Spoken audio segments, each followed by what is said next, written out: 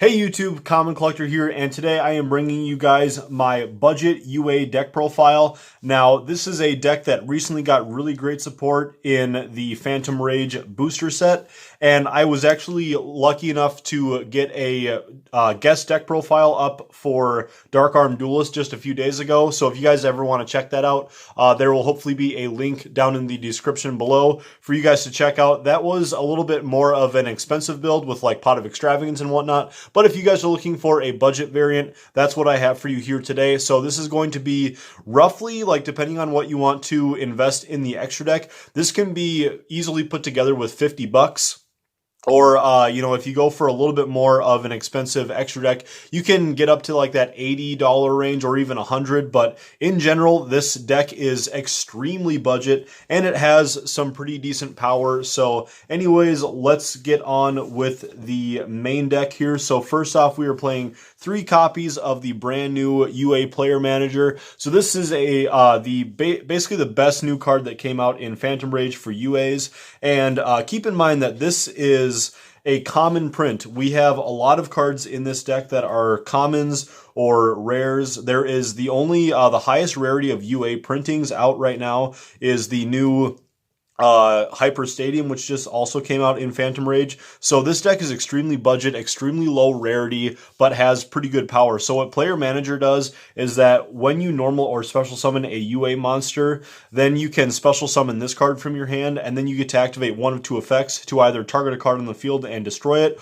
or to negate the effects of all of your all face-up monsters on the field that are not UAs. So this card was a big power boost to the deck, and I think that obviously UAs are not top tier. However, when a card like Player Manager comes out, it's really, you really kind of have to take note of the deck in general and just sort of see if you want to play around with it. This card really caught my eye when it came out, and I knew that I wanted to check out UAs. And like I said, I did the guest deck profile for Dark Arm Duelist. He said that it was a very heavily requested deck profile, so I figured that I would bring this budget variant for you guys. So then we're going on to the also new UA Libero Spiker. This is your best normal summon of the deck, and your normal summons are extremely crucial, so keep that in mind that you want to make sure that you can either find Libero Spiker or the other level 4 in your opening hand.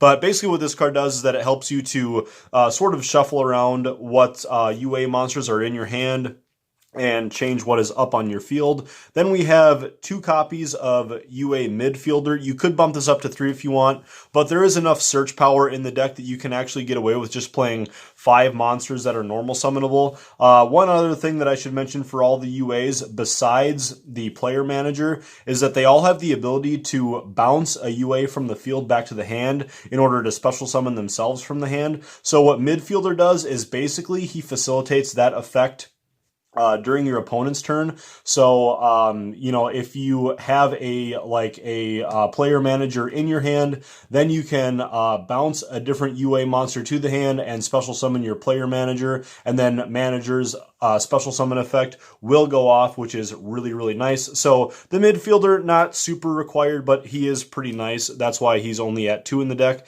Then we have Perfect Ace. This card is basically just a Omni Negate. So when your opponent activates a monster, spell, or trap, you can discard a card and negate the effect, which is really great. You have Dreadnought Dunker, which is basically your OTK facilitator for the deck. Does piercing damage.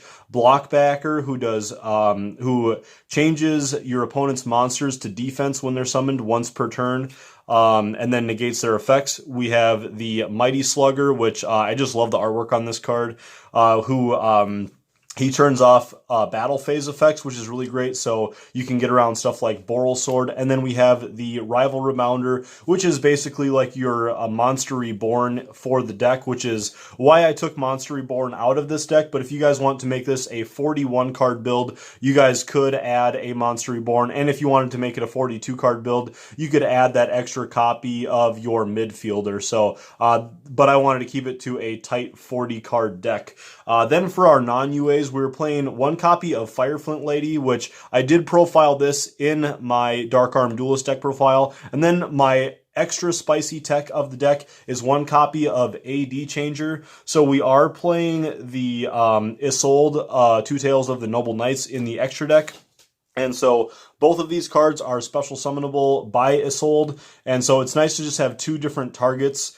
They are level ones, which means you just have to discard one equip spell to summon them. And then, AD Changer is really nice while sitting in the graveyard because you can banish it from the graveyard in order to change the battle positions of one of your opponent's monsters, which is really great for our Dreadnought Dunker because, like I said, he does piercing damage. And then we have the Fireflint Lady, which you don't want to see this off, you don't want to draw into this, but if you do, it is better to draw into than the AD changer. So if you can get off the AD changer to the graveyard first, that's really good. And then if you accidentally end up drawing the Fireflint Lady, it's not the end of the world, but this can also be pitched for your Isolde. Otherwise, if you have a warrior on the field, you can special summon this card from your hand, which is really, really nice. But that's it for all of the monsters. Let's move on into the spells. We're also not playing any hand traps in the deck because you basically have your player manager as well as your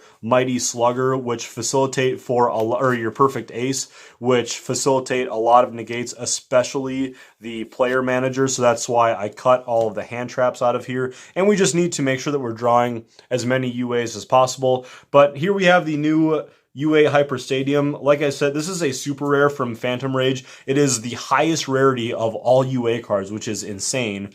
But this card is still only sitting at like 80 cents, so it's very easily accessible. So what this card does, it's also treated as an FA card, but that's not important. When you activate this card, you can add a UA monster or the other field spell, the UA Stadium, from your graveyard back to your hand. So monster from deck to hand or the field spell from graveyard to hand. And then also you can reveal a spell card and pay 1,000 life points, and then you get an additional normal summon. And that is a lingering effect. So basically with this card, if you can activate it and then you switch it out for your UA Stadium, then you get that extra normal summon. The effect lingers, and then with UA Stadium, we are playing 2 copies of that. I bumped it down to 2 copies for this field spell just because it is recurable, it is super searchable. But basically what this card does is that when a UA is normal summoned, then you can add another UA monster from your deck to your hand. So hopefully you can figure out a way to get a normal summon off, and then that means that you can basically search for any of your high-level UA monsters, which will be able to special summon themselves just by bouncing. And then also with this, once per turn, if a UA monster is special summoned to your side of the field, all of your UA monsters all monsters you currently control gain 500 attack, which is really nice for stuff like your Dreadnought Dunker to get to pretty nice high attack points in order to OTK your opponent.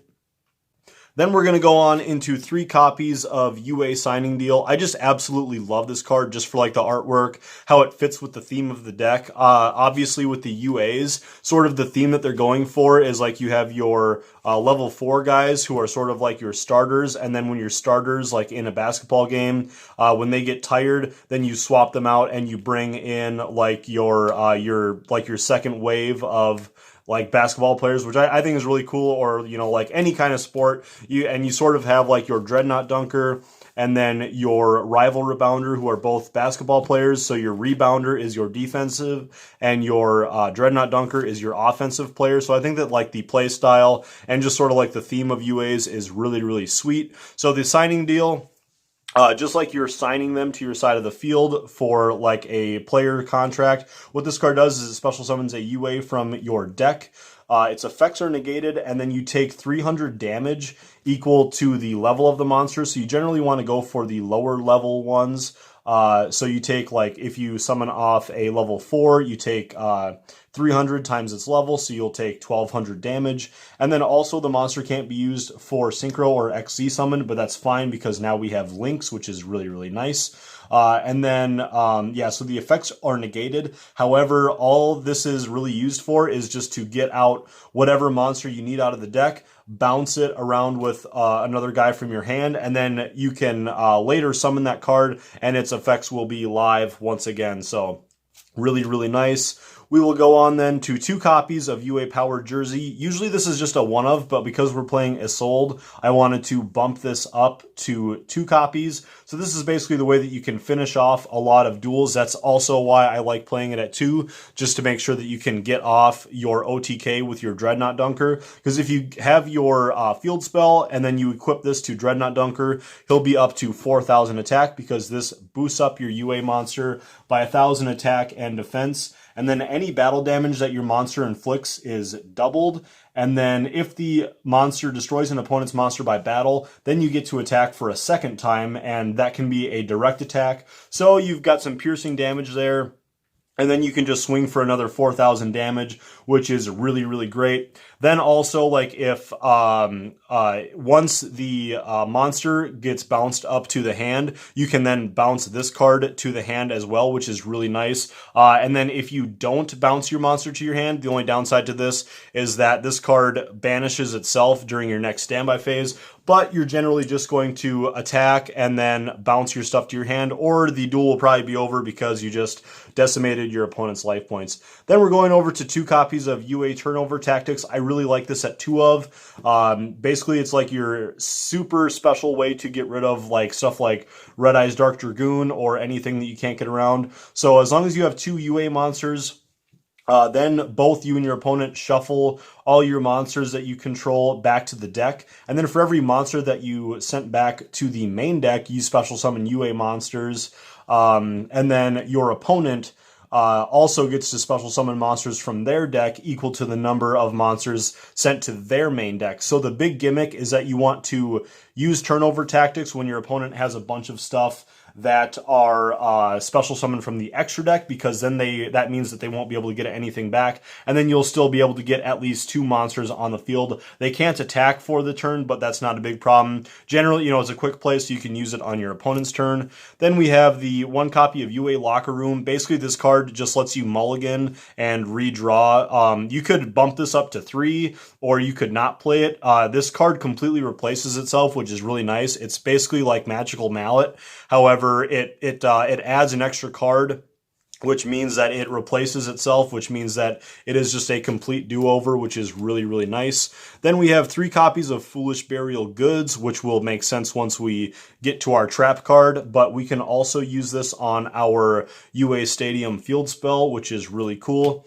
1 copy of Reinforcement of the Army, because we're playing Warriors, obviously. 1 Terraforming, because we have field spells. 1 copy of Instant Fusion. This is sort of becoming a theme in my budget builds, that I like playing 1 copy of Instant Fusion, which means that you get another extender, and sometimes you draw into cards like your Perfect Ace and the Mighty Slugger, which are both level 6s, or sorry, level 5s, and you don't have a monster to, like, you don't have your level 4 to summon them. So sometimes it's nice to just go into Instant Fusion, summon your Thousand Eyes Restrict, go into Link Karibo or Relinquished Anima and use their effects if needed, like Relinquished Anima, really nice for stealing a second monster, and then just Tribute Summon for UA Perfect Ace, or if you have other stuff on the field, you can extend into bigger Link plays.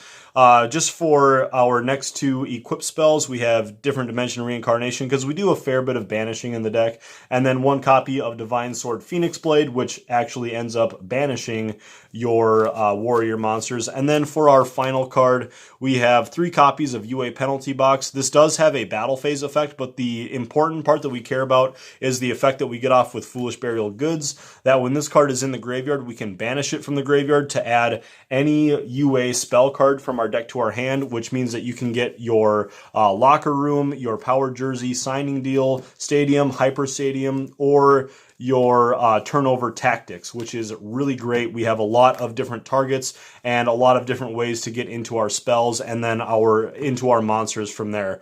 That's going to do it for the 40 card main deck.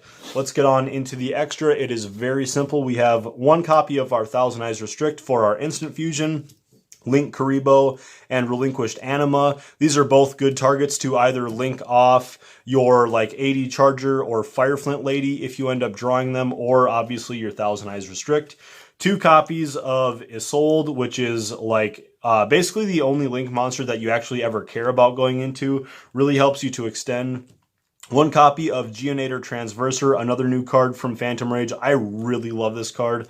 1 copy of Barricade Borg Blocker, 1 Mrs. Radiant, 1 IP Masquerena, and then like the a small Nightmare package. If you have Nightmare Unicorn, obviously you can slide it in here and like take out the Barricade Borg Blocker. 1 copy of Decode Talker, 1 Borolo Dragon, 1 Boral Sword Dragon, and then 1 Apollousa, just to finish off the extra deck. If you ran this deck completely like this, I think it would cost you about $70 to $80, but again, depending on your budget, you guys can make it cheaper or a little bit more expensive. If you guys want to check out the more expensive version, go ahead and check out my deck profile over on Dark Arm Duelist's page. And yeah, you guys can go ahead and check out that deck profile. It is very similar to this, and I go a little bit more in depth. So go ahead and check that out. Thank you guys so much for watching. Don't forget to subscribe if you guys haven't already. Check out my Patreon if you guys are interested in that, and also links to my Facebook, Instagram, all that stuff will also be down in the description below. Thanks for watching.